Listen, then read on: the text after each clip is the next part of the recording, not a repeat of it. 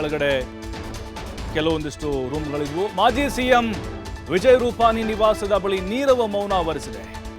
ಗುಜರಾತ್ನ ಗಾಂಧಿನಗರದಲ್ಲಿದೆ ರೂಪಾನಿ ಅವರ ನಿವಾಸ. ಇನ್ನು ಅವರ ಮನೆಯತ್ತ ಬಿಜೆಪಿ ನಾಯಕರ ದಂಡೆ ಹರಿದು ಬರ್ತಾ ಇದೆ. ಅಪಾರ ಸಂಖ್ಯೆಯಲ್ಲಿ ಕಾರ್ಯಕರ್ತರು ಆಗಮಿಸ್ತಾ ಇದ್ದಾರೆ. ಅವರು ಕೂಡ ಇದೇ ಫ್ಲೈಟ್ನಲ್ಲಿ ಹೋಗ್ತಾ ಇದ್ರು ತಮ್ಮ ಮಗಳನ್ನು ನೋಡಲಿಕ್ಕೆ. ಬಿಜೆಪಿಯ ಹಿರಿಯ ಮುತ್ಸದಿ ರಾಜಕಾರಣಿ ಹೌದು ವಿಜಯ್ ರೂಪಾನಿ.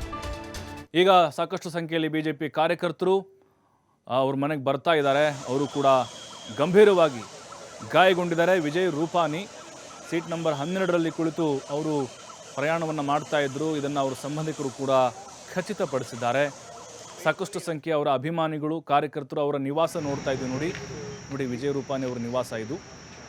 ಅಲ್ಲಿ ಬಿಜೆಪಿಯ ಕಾರ್ಯಕರ್ತರು ಅವರ ಆಪ್ತರು ಅಭಿಮಾನಿಗಳು ತಂಡೋಪತಂಡವಾಗಿ ಬರ್ತಾ ಇದ್ದಾರೆ. ಬಹಳ ಆತಂಕ ಹೆಚ್ಚಾಗ್ತಾ ಇದೆ. ನೀರವ ಮೌನ ಆವರಿಸಿದೆ.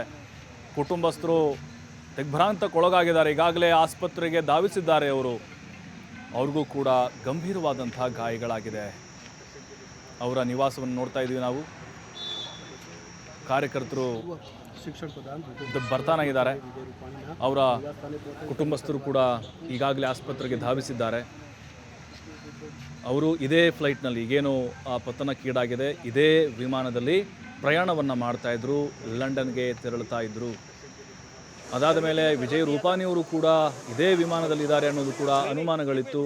ಅದಾದ ಮೇಲೆ ಅವರ ಕುಟುಂಬಸ್ಥರು ಖಚಿತಪಡಿಸಿದರು. ಅವರು ಟಿಕೆಟ್ ಬುಕ್ ಮಾಡಿದ್ದು ಕೂಡ ಅಧಿಕೃತವಾಗಿ ಮಾಹಿತಿ ಸಿಕ್ತು. ಈಗ ವಿಜಯ್ ರೂಪಾನಿಯವರ ನಿವಾಸದ ಮುಂದಿನ ದೃಶ್ಯ ನೋಡ್ತಾ ಇದ್ದೀವಿ. ಗಾಂಧಿನಗರದಲ್ಲಿ ಅವರ ಮನೆ ಇದೆ. ಅಪಾರವಾದಂತಹ ಅಭಿಮಾನಿಗಳನ್ನು ಹೊಂದಿದ್ದಾರೆ. ಅವರು ಬಿಜೆಪಿಯ ಹಿರಿಯ ನಾಯಕರಾಗಿದ್ದಾರೆ. ಗುಜರಾತ್ ಮುಖ್ಯಮಂತ್ರಿಯಾಗಿಯೂ ಕೂಡ ಅಧಿಕಾರವನ್ನು ಸ್ವೀಕಾರವನ್ನು ಮಾಡಿದರು ಈ ಹಿಂದೆ. ಅಂದರೆ ಈಗ ಭೂಪೇಂದ್ರ ಪಟೇಲ್ ಅವರು ಬರೋದಕ್ಕಿಂತ ಮುಂಚೆ ವಿಜಯ್ ರೂಪಾನಿ ತಮ್ಮದೇ ಆದಂತಹ ಒಂದು ಅಭಿಮಾನಿ ಪಡೆಯನ್ನು ಹೊಂದಿದ್ದಾರೆ. ಪ್ರಧಾನಿ ಮೋದಿ, ಅಮಿತ್ ಶಾ ಎಲ್ಲರೂ ಕೂಡ ಬಹಳ ಅತ್ಯಾಪ್ತರು ಅವರಿಗೆ. ಎಲ್ಲ ಒಟ್ಟೊಟ್ಟಿಗೆ ರಾಜಕಾರಣವನ್ನು ಆರಂಭ ಮಾಡಿದ್ರು ಗುಜರಾತ್ನಲ್ಲಿ. ಈಗ ವಿಜಯ್ ರೂಪಾನಿಯವರ ಮನೆಯಲ್ಲಿ ನೀರವ ಮೌನ ಆವರಿಸಿದೆ ಮತ್ತು ಗಾಂಧಿನಗರದ ಅವರ ಅಭಿಮಾನಿಗಳು ಕಾರ್ಯಕರ್ತರು ಬಿಜೆಪಿ ಕಾರ್ಯಕರ್ತರು ಈಗ ಅವ್ರ ಮನೆ ಮುಂದೆ ಬರ್ತಾ ಇದ್ದಾರೆ, ಜಮಾವಣೆಗೊಳ್ತಾ ಇದ್ದಾರೆ. ಕುಟುಂಬಸ್ಥರಿಗೆ ಸಾಂತ್ವನವನ್ನು ಹೇಳ್ತಾ ಇದ್ದಾರೆ. ಏನೂ ಆಗೋದಿಲ್ಲ, ವಿಜಯ್ ರೂಪಾನಿ ಅವ್ರಿಗೆ ಕಂಪ್ಲೀಟ್ ಆಗಿ ಚೇತರಿಕೆಯನ್ನು ಕಾಣ್ತಾರೆ ಅಂತ. ಅವ್ರಿಗೂ ಕೂಡ ಈಗ ಗಾಯಗಳಾಗಿದೆ, ಸುಟ್ಟ ಗಾಯಗಳಾಗಿದೆ ಅನ್ನೋದು ಮಾಹಿತಿ ಸಿಗ್ತಾ ಇದೆ.